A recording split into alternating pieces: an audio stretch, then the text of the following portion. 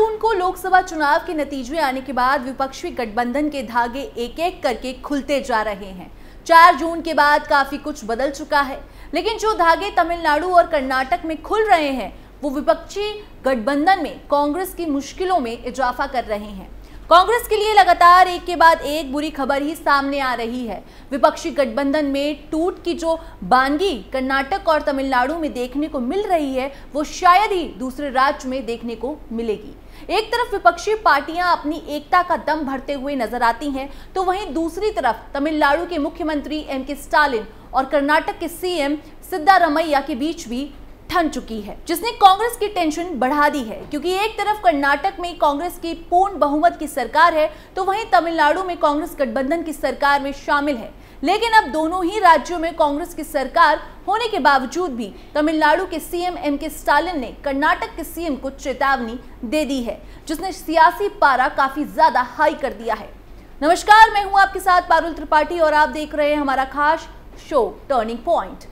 Karnataka Tamil Nadu CM में ठनी 140 साल पुराने विवाद ने पकड़ा तूल।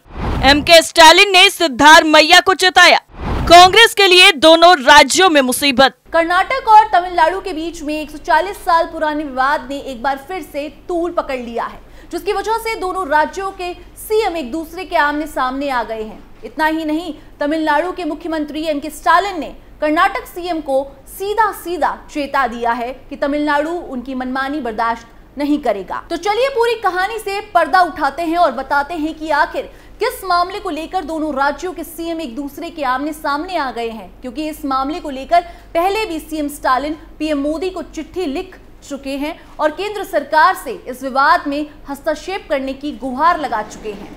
दरअसल कावेरी जल विवाद एक बार फिर से गर्मा गया है। तमिलनाडु के मुख्यमंत्री एम.के. स्टालिन ने अंतरराज्यीय नदी विवाद को लेकर 16 जुलाई को सर्वदलीय बैठक बुलाई। वहीं दूसरी तरफ बैठक के बाद सीएम एम.के. स्टालिन ने कहा है कि सर्वदलीय बैठक में तमिलनाडु को कावेरी का पानी छोड़ने से इनकार करने के लिए कर्नाटक सरकार की कड़ी निंदा की गई। हम CWURC से आग्रह करते हैं कि वो सुप्रीम कोर्ट और CWUMA के आदेश के मुताबिक कर्नाटक सरकार को तमिलनाडु के लिए कावेरी का पानी छोड़ने का आदेश दे। इस मामले में कर्नाटक के उप मुख्यमंत्री डी.के. शिव कुमार ने कहा कि पड़ोसी राज्य को अपनी समस्याओं पर बैठक करने का पूरा अधिकार है। साथ ही उन्होंने सुझाव दिया कि स्टालिन उन्हें पानी के भंडारण करने की अनुमति दे, यही उनके हित में होगा। डी.के. शिव कुमार ने आगे कहा कि तमिलनाडु को हमारी तरह बैठक करने का पूरा अधिकार है। हमें उनकी बैठक पर कोई आपत्ति नहीं है, ये उनका कर्तव्य है। मैं उस पर टिप्पणी नहीं करना चाहता, मगर साथ ही कल से मुझे अच्छा अंतर्वह देखने को मिल रहा है। कावेरी क्षेत्र में 50,000 क्यूसेक से अधिक पानी है। जितना भी पानी होगा हम हरंगी से बाहर भेजने की अनुमति दे रहे हैं। मेरे विचार से 20,000 क्यूसेक से अधिक पानी हरंगी और बाकी जगहों से भेजा जा रहा था। अगर भगवान ने चाहा तो हमारी समस्याएं हल हो जाएंगी। मैं तमिलनाडु से एक बात कहना चाहूंगा, आपके और हमारे हित के लिए हमारे हित से अधिक आपका हित है। आप हमें अनुमति दीजिए, हम जो भी भंडारण करेंगे हम आपको उतना ही पानी देंगे। हम उस पानी को वापस नहीं ले सकते। कर्नाटक के लोगों की ओर से ये मेरी सरल और विनम्र अपील है। हम जिस भी तरह से सहयोग कर सकते हैं करेंगे।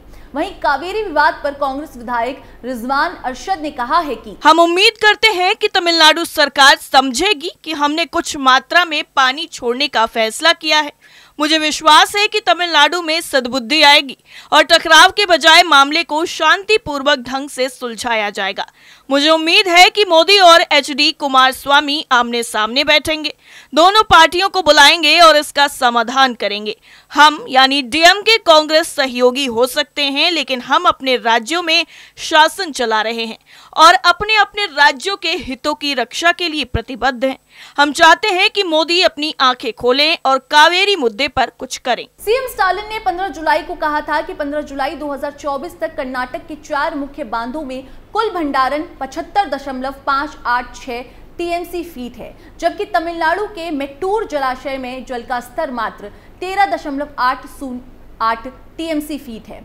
मौसम विभाग के पहले के अनुमान के मुताबिक इस बार पर्याप्त बारिश की गुंजाइश है। मुख्यमंत्री स्टालिन ने कहा था कि कर्नाटक द्वारा कावेरी जल नियमन समिति के निर्देशों के अनुसार पानी छोड़ने से इनकार करना तमिलनाडु के किसानों के साथ धोखा है और राज्य कभी भी इसे बर्दाश्त नहीं करेगा।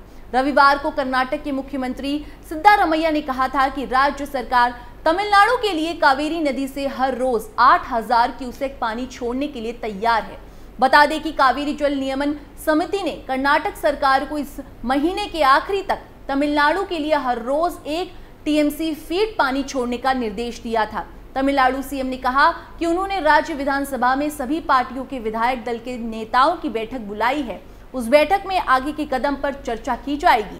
नया नहीं है कावेरी नदी विवाद। तमिलनाडु और कर्नाटक के बीच का ये कावेरी विवाद नया नहीं है। रिपोर्ट्स के मुताबिक ये विवाद 140 साल पुराना है। इससे पहले 2023 में भी इस मुद्दे को लेकर काफी विवाद देखने को मिला था। दोनों राज्यों के बीच वैसे तो कावेरी नदी को लेकर विवाद आजादी से पहले का है, लेकिन कुछ साल पहले सुप्रीम कोर्ट ने इसे सुलझा दिया था। लेकिन पिछले साल एक बार फिर कर्नाटक और तमिलनाडु के बीच इसे लेकर झगड़ा शुरू हो गया। झगड़ा इतना बढ़ गया कि एक बार फिर मामला सुप्रीम कोर्ट पहुंच गया है। तमिलनाडु सरकार ने सुप्रीम कोर्ट में याचिका दाखिल कर कर्नाटक को 24,000 क्यूसेक पानी छोड़ने का आदेश देने की मांग की। दरअसल ये पूरा विवाद कर्नाटक के deputy CM DK Shivakumar के एक बयान से शुरू हुआ था। उन्होंने कहा था कि कर्नाटक तमिलनाडु को कावेरी नदी का पानी दे पाने की स्थिति में नहीं है, क्योंकि यहाँ की नदियों और जलाशयों में खुद के लिए पानी नहीं है। इस मसले को तमिलनाडु सरकार सुप्रीम कोर्ट लेकर चली गई। तमिलनाडु ने अपनी याचिका में सुप्रीम कोर्ट से कर्नाटक सरकार को 24,000 क्यूसेक पानी छोड़ने का आदेश देने की मांग की है। इसी बीच कर्नाटक सरकार ने तमिलनाडु को 10,000 क्यूसेक पानी देने की बात कही, लेकिन इसे लेकर नया बवाल खड़ा हो गया है। बीजेपी ने कर्नाटक सरकार पर राज्य के किसानों को अनदेखा रखने का आरोप लगाते हुए सोमवार को प्रदर्शन किया। साथ ही कांग्रेस नेताओं के पुतले भी जलाए गए। कावेरी नदी को लेकर क्या है पूरा विवाद? कावेरी नदी के जल विवाद का लंबा इतिहास रहा है। कावेरी घाटी में हिस्सा केरल का है और समंदर में मिलने से पहले ये पुडुचेरी के कराईकाल से होकर गुजरती है। कावेरी नदी की लंबाई तकरीबन 750 किलोमीटर है। ये नदी कुशालनगर, मैसूर और तमाम शहरों से गुजरती हुई तमिलनाडु से बंगाल की खाड़ी में गिरती है। कावेरी की बेसिन में कर्नाटक का 32,000 वर्ग किलोमीटर और तमिलनाडु का 44,000 वर्ग मीटर का इलाका शामिल है। ये दोनों ही राज्य सिंचाई के पानी की जरूरत की वजह से कावेरी के मुद्दे पर दशकों तक लड़ते रहे हैं। दोनों राज्यों के बीच ये विवाद 140 साल से भी ज्यादा पुराना है। सबसे पहले साल 1881 में ये विवाद तब शुरू हुआ जब तत्कालीन मैसूर राज्य, जो अब कर्नाटक है, उसने कावेरी नदी पर बांध बनाने का फैसला लिया। लेकिन मद्रास राज्य, जो अब तमिलनाडु है, उसने इस पर आपत्ति जताई। करीब 40 साल तक ऐसे ही विवाद चलता रहा। फिर 1924 में ब्रिटिशर्स की मदद से एक समझौता हुआ। समझौते के तहत कर्नाटक को कावेरी नदी का 177 टीएमसी और तमिलनाडु को 556 टीएमसी पानी मिला। टीएमसी यानी 1000 मिलियन क्यूबिक फीट। लेकिन विवाद पूरी तरह नहीं सुलझ सका। आजादी के बाद 1972 में केंद्र सरकार ने एक कमेटी बनाई।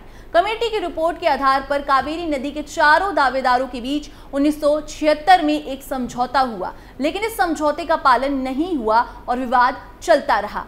90 के दशक में विवाद बढ़ता चला गया तो 2 जून 1990 को कावेरी जल विवाद ट्रिब्यूनल यानी CWDT का गठन किया गया। इस ट्रिब्यूनल ने साल 2007 में अपना फैसला दिया। 2007 में ट्रिब्यूनल के फैसले से पहले कर्नाटक 465 टीएमसी पानी मांग रहा था, जबकि तमिलनाडु को 562 टीएमसी चाहिए था। लेकिन ट्रिब्यूनल ने कहा कि कर्नाटक को सालाना 270 टीएमसी और तमिलनाडु को 419 टीएमसी पानी मिलेगा। केरल को 30 टीएमसी और पुडुचेरी को 60 टीएमसी पानी देने को कहा गया। लेकिन ये विवाद सुलझने की बजाय और उलझ गया। कोई भी राज्य खुश नहीं था। इसके बाद तमिलनाडु ने ट्रिब्यूनल के फैसले को सुप्रीम कोर्ट में चुनौती दी। बाद में कर्नाटक सरकार भी सुप्रीम कोर्ट पहुंच गई। तो क्या फैसला आया सुप्रीम कोर्ट का, चलिए बताते हैं। सुप्रीम कोर्ट का फैसला। कावेरी जल विवाद पर 16 फरवरी 2018 को सुप्रीम कोर्ट का फैसला आया। सुप्रीम कोर्ट ने कर्नाटक का पानी बढ़ा दिया तो तमिलनाडु का घटा दिया, जबकि केरल और पुडुचेरी के बंटवारे में कोई बदलाव नहीं हुआ। सुप्रीम कोर्ट ने फैसला दिया कि कर्नाटक को हर साल 284.75 टीएमसी पानी मिलेगा, जबकि तमिलनाडु को सालाना 404.25 टीएमसी पानी देने को कहा। केरल के हिस्से में 30 टीएमसी और पुडुचेरी को 7 टीएमसी पानी ही आया। इसके अलावा सुप्रीम कोर्ट ने कर्नाटक को आदेश दिया कि वो हर साल तमिलनाडु को 177.25 टीएमसी पानी देगा। ये पानी बिलीगुंडलू डैम से छोड़ा जाएगा, लेकिन इस बार भी कुछ नया देखने को नहीं मिला और पिछली साल की तरह ही इस बार भी कर्नाटक पर तमिलनाडु का पानी नहीं छोड़ने का आरोप लगा है। एक तरफ तो तमिलनाडु सीएम कर्नाटक पर पानी रोकने का आरोप लगा रहे हैं, तो वहीं दूसरी तरफ कर्नाटक पानी नहीं छोड़ने के कई कारण गिनवा रहा है। अब ऐसे में देखना होगा कि तमिलनाडु सीएम का अगला स्टैंड क्या होगा। टर्निंग पॉइंट में फिलहाल के लिए इतना ही। बाकी खबरों के लिए देखते रहिए कैपिटल टीवी।